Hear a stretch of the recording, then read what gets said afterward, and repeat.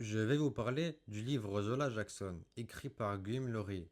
C'est un roman publié en 2010 qui se lit assez vite, mais qui est très fort et émouvant. Il raconte l'histoire d'une femme pendant l'ouragan Katrina aux États-Unis en 2005.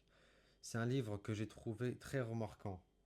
L'histoire se passe à la Nouvelle-Orléans pendant une vraie catastrophe naturelle, l'ouragan Katrina, qui a causé beaucoup de morts et de dégâts. Dans ce contexte, on suit la vie de Zola Jackson, une vieille femme noire qui vit seule et qui refuse de quitter sa maison avec son chien, malgré l'alerte.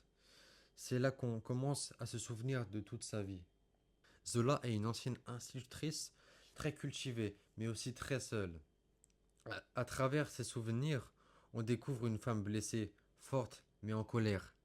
Elle parle de son fils, de son enfance, mais aussi de ce qu'elle a perdu. On sent qu'elle a souffert, surtout à cause du racisme. Le livre parle de la solitude, de maternité, de racisme, mais aussi de deuil et de résilience. Le passage de l'ouragan devient un symbole. C'est comme si la tempête extérieure reflétait la tempête qu'elle a en elle. Ce roman m'a vraiment touché.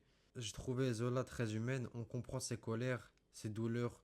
Le style est simple, mais très vivant, parce qu'on a l'impression qu'elle nous parle en face. J'ai aussi aimé que l'auteur donne la parole à une femme noire et âgée, un personnage qu'on voit rarement dans les livres. En résumé, Zola Jackson, c'est un roman court, mais très intense. Il parle de la vie d'une femme, mais aussi des grands problèmes de la société américaine.